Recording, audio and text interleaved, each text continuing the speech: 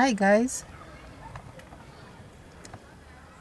Um Welcome to my YouTube channel, Never Age TV. And this is where we say welcome. Please like and subscribe to this channel. Hit the notification bell and let's walk this journey together, guys. Today I want to discuss the parents of the African setup in the rural areas and versus the parents of the urban setup today. And guys, in the African setup, the parents used to wake us up in the morning. That is if you are younger than 5 years, 7 years, we could be woken up in the morning. But after the 8th year, it was your duty as a child to wake yourself up. If it is a school day, you had to wake up and get ready for school yourself. Parents of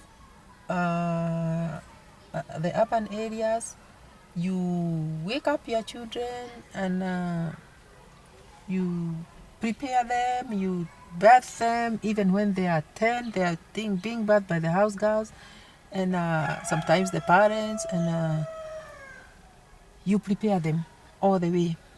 You make breakfast for them and you make sure the temperature of the breakfast, if it is tea, is good, so you don't burn up your child.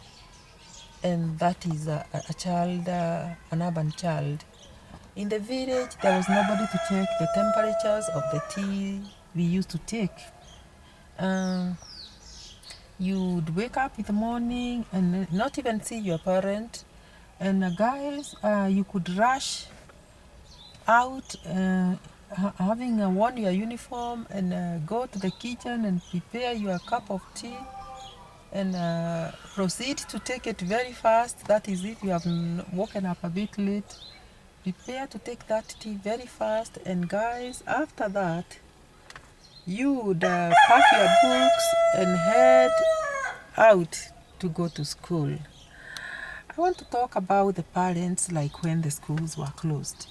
When the schools were closed, the parents in the in the village setup used to tell you before you go to bed that tomorrow it is you to wake up and prepare breakfast.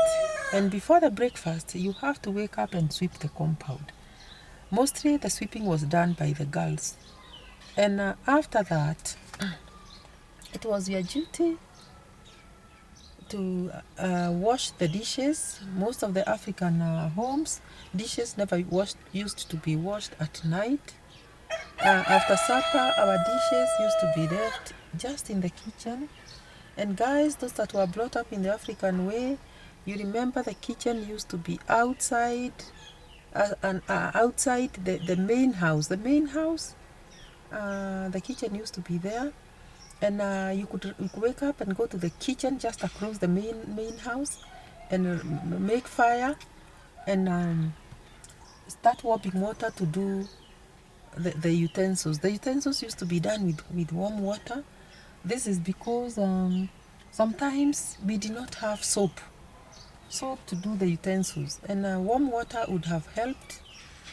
Even when there is retro soap, your washing is easy. And you have just woken up, you've not even seen your parents, but you know your duty because you were told last night today is your day to wake up and do ABCD. And guys, you could do the dishes, continue doing your tea, and waking up your brothers and sisters. And immediately they take their tea, the next step was to go look for, what do you call them? Pangas and jebes, those tools that you use to dig the shamba. I remember those days we could go to the farm to dig, to cultivate.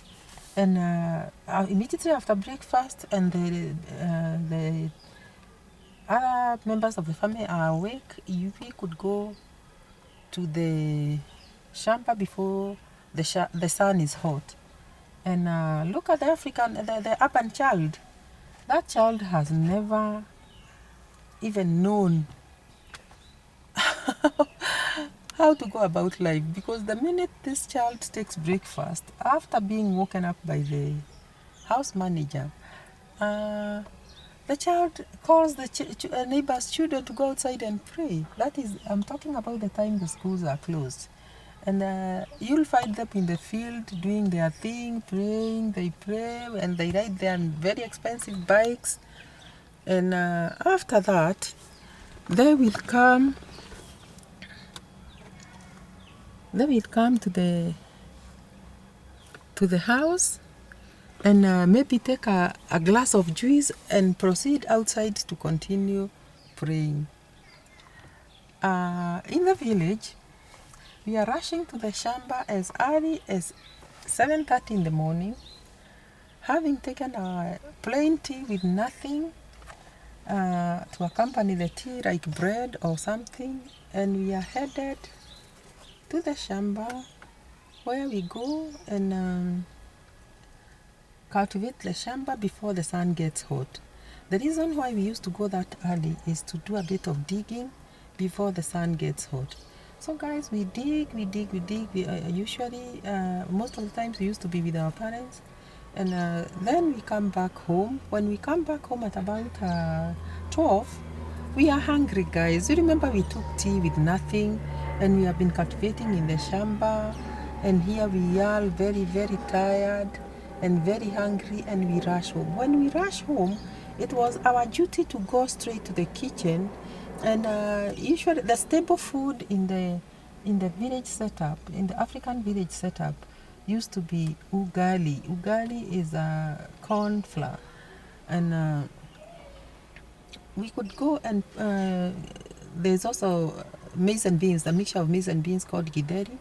That was also food that we could take those days. And guys, we could rush straight to the kitchen to go and just cut the onion, put a little fat in the sufuria, in the cooking pot, and just pour in that maize and beans there and boil it, fry it for some few minutes and eat. If it is ugari, that is the flour, the corn flour mixed with water, we could just do it very, very fast. And having come from the shamba, maybe you would have, most of the times you could come with the veggies. The other person is preparing the veggies and the other one preparing the ugali, and we cook very fast and eat. Have you ever imagined a town child, an urban child, rushing to the kitchen to cook? These children are not even allowed in the kitchen. They say they'll burn themselves. So we make sure that our children don't go to the kitchen. They don't go to the kitchen. We are the people who go to the kitchen, and we do ABCD, and we come and call them. We wash their hands, and we set up the dining table, and we call them to sit there and dine. Guys, see the difference between the two types of children: African setup, rural setup, and urban setup. Guys, after meals, we would rest a bit, and then when the sun is still very hot, that is at about 2 to 3, we were advised by our parents to start preparing to go to the river to fetch water, in preparation to also going to cut napier grass for the cows. And guys, you should have seen the marathon that we used to go, so that we can accomplish our work. And one is rushing to the river, the other one is rushing to fetch firewood. Remember, we could fetch firewood to make the fire in the evening, that time, before it's dark. We are rushing to fetch firewood in the fields, sometimes in the nearby forest. And we could come back and put the firewood down and rush maybe to the river and another person is rushing to milk the cows because the milkman is coming to pick the milk. Guys, we used to sell milk so that we can get some money to buy the textbooks, and our parents used to rely on milk. So cows were very important to them. Feeding them was also very important to them so that they yield the proper liters of milk, enough milk to feed to give the family and also sell. So guys, there we are. We have not even been told to go and shower. We have not even washed our bodies since morning, and here we are already preparing for the evening. Guys, that was the African rural life. The children in the urban setup are called from the outside while praying after lunch by their girls, by their moms, by the parents, to come and shower at about that hour after lunch. Oh, and then they would be given a snack. They would be given now toys to play inside the house with. And guys, they would be given porridge, maybe that hour, or fruits because they already took lunch.